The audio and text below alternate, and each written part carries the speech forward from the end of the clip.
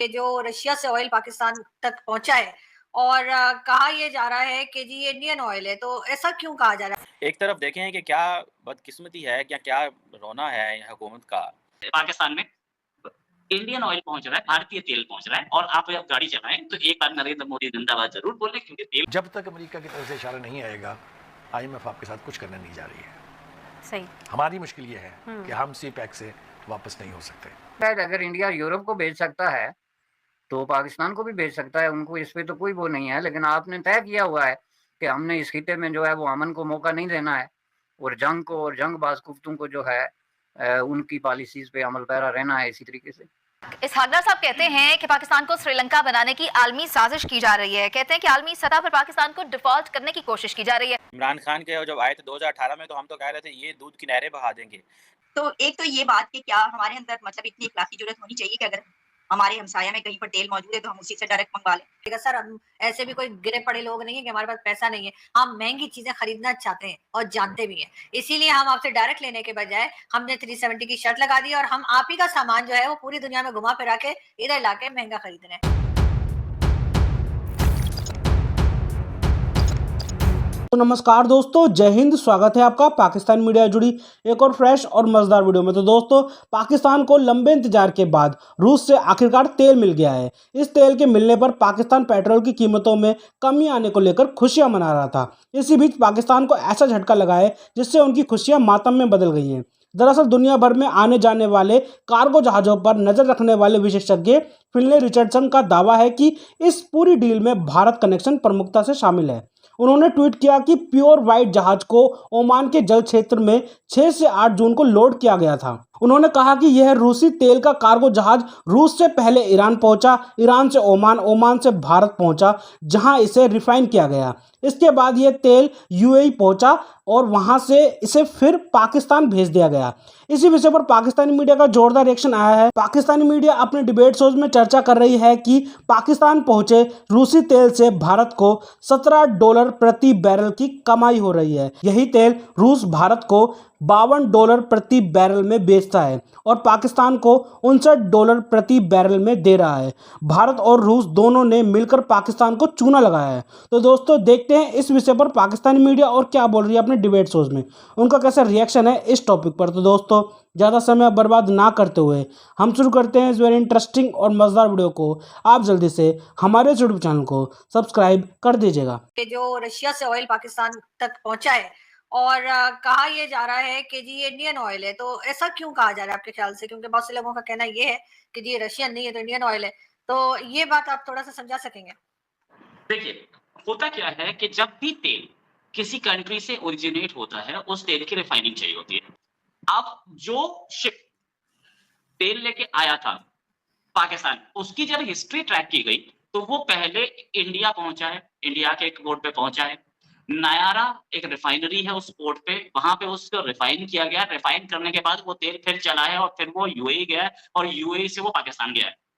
तो उसकी उसको रिफाइन किया, मतलब डीजल अलग और पेट्रोल अलग, ये सारा काम जो किया गया है वो इंडिया में किया गया और उसके बाद वो पाकिस्तान पहुंचा है। पहली चीज। दूसरी चीज, ये जो तेल है जो पाकिस्तान के पास पहुंचा है, इस तेल के खूबी ये है कि ये ओरिजिनेट तो रशिया में हुआ लेकिन इसकी रिफाइनिंग इंडिया में हुई है। ये बात सब बोल रहे हैं, पाकिस्तान भले ही ना बोले, पाकिस्तानी हुक्मरान ना बोले। इन्होंने तो कुतुब मीनार पे चढ़ के चेक भी दिया कि मैंने अपना वादा पूरा कर दिया है, ठीक है। लेकिन सच ये है कि वो रिफाइनिंग इंडिया में हुई है उसकी। और क्योंकि यूरोपियन स्टैंडर्ड्स जो है, यूरोपियन यूनियन कैसे उस रशियन तेल को खरीदता है, तो वो बोलता है कि तेल रशियन था लेकिन क्योंकि इंडिया में रिफाइन हो गया इसलिए अब इंडिया का तेल है, हम इसको खरीद सकते हैं।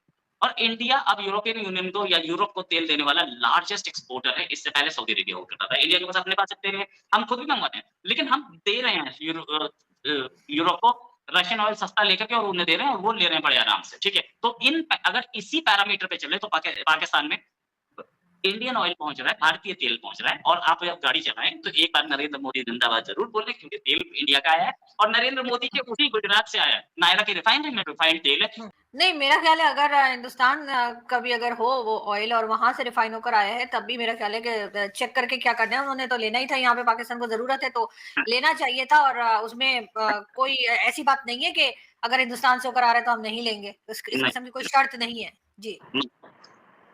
आई do not agree ma'am. The reason भी कि इन्होंने यही प्राइम मिनिस्टर और यही फॉरेन मिनिस्टर जिन्होंने ये बोला था कि जब तक 370 दोबारा नहीं लगती हम इंडिया के साथ बातचीत नहीं कर सकते। तो वैसे क्रिकेट खेल लेते हैं हम लोग, क्रिकेट में प्रॉब्लम नहीं है क्योंकि अपना पीसी भी मांग रहा है, लेकिन पैसा मांग रहा है। और हो सकता है आप तो सुन रहे हैं कि वर्ल्ड कप भी खेल लेंगे चाहे एशिया कप का कुछ भी हो, लेकिन जब ये बोल रहे हैं कि कोई ट्रेड नहीं इंडिया से जब तक 370 दोबारा नहीं लगती, तो ये तेल लेने से पहले भी 370 एक बार कश्मीरियों को देख लेते बेचारों को। तो सर आपके पास से तो नहीं लिया ना, वो तो रशिया से और कहाँ पूरी दुनिया का चक्कर काट के आ रहा है। तो फिर अगर वो आपके यहाँ का भी है तो हमने डायरेक्टली तो आपसे नहीं लिया ना, तो इसलिए हमें उससे फर्क नहीं पड़ता। हम आपके यहाँ का सामान जो है वो ऑलरेडी दूसरी कंट्री से, यूएई से और कहाँ से लाके यहाँ पर इस्तेमाल कर रहे हैं, मेडिसिन भी हैं और चीजें भी हैं। तो सर इसलिए डायरेक्ट नहीं ले रहे ना, हमने सिर्फ ये कहा है कि डायरेक्ट नहीं लेंगे कि जिससे हमें सस्ता पड़ेगा। सर हम ऐसे भी कोई गिरे पड़े लोग नहीं है कि हमारे पास पैसा नहीं है, हम महंगी चीजें खरीदना चाहते हैं और जानते भी हैं। इसीलिए हम आपसे डायरेक्ट लेने के बजाय हमने 370 की शर्त लगा दी और हम आप ही का सामान जो है वो पूरी दुनिया में घुमा फिरा के इधर लाके महंगा खरीद रहे हैं। तो इसमें तो आपको इम्प्रेस हो जाना चाहिए सर, ऑटोग्राफ लेना चाहिए। नेक्स्ट टाइम जब बिलावल भुट्टो आए सेल्फी जरूर लिएगा उनके साथ। लेकिन मैं ये इसी में सर मैं आगे बढ़ते हुए कहूंगी कि अब उसी के साथ आपको पता है कि यहाँ पर रशियन ऑयल पहुंचा है, तो उसके ऊपर अब कुछ बातें ये भी की जा रही हैं सोशल मीडिया पे इस तरीके से चल रहा है कि जनाब ये जो ऑयल है ये पहले इंडिया पहुंचा है और फिर इंडिया से जो है वो पाकिस्तान पहुंचा है, वहां पर इसकी सफाई हुई है, या काफी इसकी डिटेल्स उसके बीच में आ रही हैं। अब पाकिस्तान की मीडिया में तो ऑब्वियसली इस तरह की कोई खबर नहीं है, लेकिन जब हम देखते हैं तो बाकी भी जो तिजारत हो रही है हमारी, तो वो क्या होता है कि जी इंडिया से और दुबई से फिर पाकिस्तान। तो इसमें भी हो सकता है कि ऐसी कोई सिचुएशन दरपेश हो। तो एक तो ये बात कि क्या हमारे अंदर मतलब इतनी इखलाकी जरूरत होनी चाहिए कि अगर हमारे हमसाया में कहीं पर तेल मौजूद है तो हम उसी से डायरेक्ट मंगवा लें।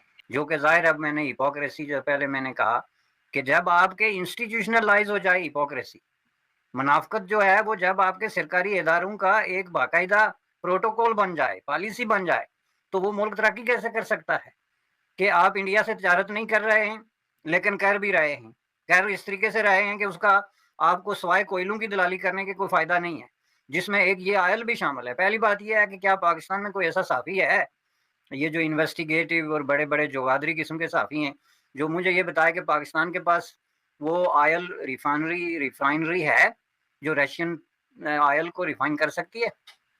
किसी ने इस पे इन्वेस्टिगेशन की है? रिफाइनरी जो है वो कोई छोटे से कमरे में तो नहीं ना होती, एक बड़ी फैसिलिटी है।